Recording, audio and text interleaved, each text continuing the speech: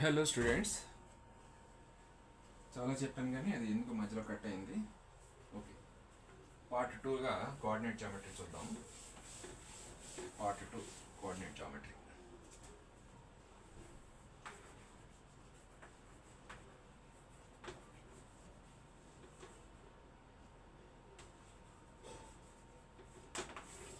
Part 2 coordinate జామెట్రీలో మీరు నేర్చుకోవాల్సింది ఏంటంటే, ఓకే మిడ్ పాయింట్ చూసాం కదా. ఇప్పుడు ఇది ఎక్స్ యాక్సెస్, వై యాక్సెస్, ఇదొక పాయింట్, ఇదొక పాయింట్ తీసుకున్నాం. ఇది x1 y1, x2 y2. See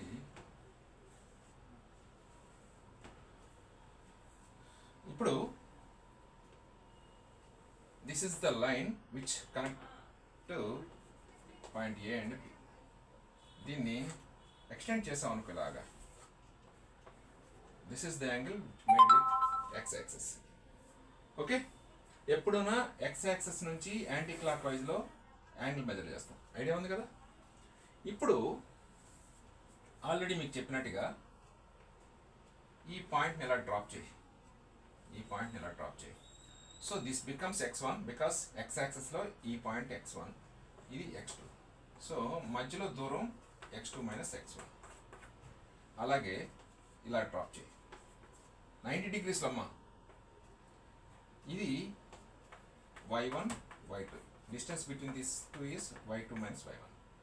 now this is 90 degrees. It's a right angle triangle. This length becomes x2 minus x1. This length becomes y2 minus y1. Let this is theta. Okay. ఇప్పుడు దీన్ని extend చేయొచ్చు. ఏదైనా ఒక bridge మీద నువ్వు ఎక్కుతున్నప్పుడు ఇలా ఉంటుంది. ఇది గ్రౌండ్. ఓకేనా, ఇలా వచ్చి ఇలా పోతుంది.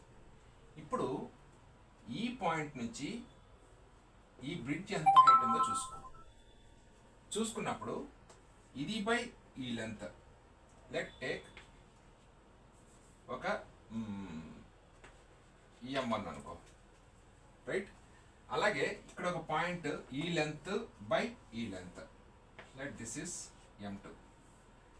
This is straight line. These two are equal. చూసుకోండి, ఈ రేషియో బై ఈ రేషియో. అంటే ఒక బ్రిడ్జ్ ఈ పాయింట్ నుంచి ఒక పాయింట్ తీసుకున్న తర్వాత ఇక్కడ నుంచి హైట్ ఎంత ఉందో, ఇక్కడ నుంచి ఎంత దూరం వచ్చావో, అలాగే ఇక్కడ నుంచి ఎంత దూరం వెళ్ళి ఈ హైట్ ఎంత ఉందో, ఈ లెంత్ ఎంత ఉందో, ratios are same. So that is called slope of that line. అలాగే ఇక్కడ చూడు, అంటే ఏమేసాం, ఇది ఒక యాంగిల్ తీసుకుంటే దీనికి ఆపోజిట్ బై ఎడ్సెంట్ వేసావు, opposite by adjacent, but opposite side by adjacent is tan theta. That is slope. What is opposite? y2 minus y1 by x2 minus x1. That is the slope. Okay, ఈ slope మీకు ఎలా ఎక్కడ ఉపయోగపడుతుంది, ఏం చేస్తామో చూద్దాం. Okay, ఇప్పుడు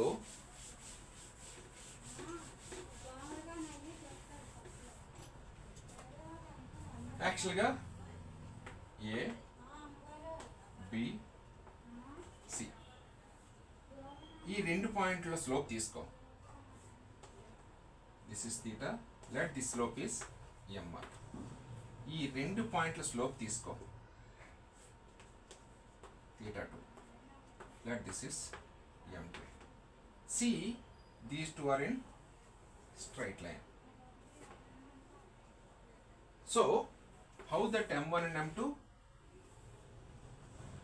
and m2 are same. This is a point, this is a point, this is a point. So okay line లో ఉన్నాయి కాబట్టి these 3 points are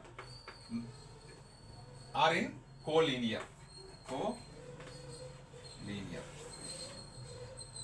These 3 points are in collinear. Okay na? So ఎప్పుడైనా slope of that particular points are same, then 3 points are said to be are in collinear. And ఎలా అంటే suppose ఇది x1 y1, let this is x2 y2, this is x3 y3. Now what is the slope? x2 minus x1 by, sorry, reverse x, y2 minus y1 by x2 minus x1 is equal to, what is the slope? Slope are same, y3 minus y2 by x3 minus x1 is equal to, what is the slope of these 2 points? x3 minus, sorry, y3 minus y1 by x3 minus x1. This is the condition for 3 points are in collinear. ఒక 3 points collinear లో ఉన్నాయి అని చెప్పాలంటే దాని slopes same అని చెప్తే సరిపోద్ది, ఇంకంతకంటే ఎక్కువ ఇంజనీరింగ్ కూడా అక్కర్లా.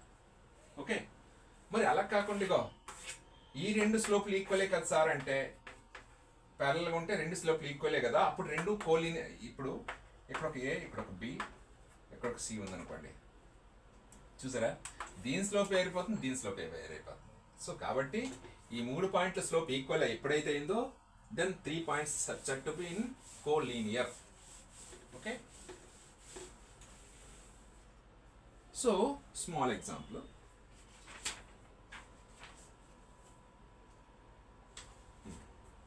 if the points old question paper lo a comma 0 0 comma b 1 comma 1 are collinear, then condition is ABC ఇచ్చాడు, ABCD. What is the condition అన్నాడు? See, take this 2 point slope and find this 2 point slope, then equate that. Fine. So what is the slope? B minus 0, B. 0 minus A, minus A. Like that, slope between these two, 1 minus B, because these are y points, 1 minus 0. So cross multiply it, B equal to minus A, 1 minus B. ఇవన్నీ వేయకూడదు. Okay, ఇలా చూసి కళ్ళతో చూసి B equal to minus ఏ, ఇటు వస్తే plus B plus A equal to minus A into AB.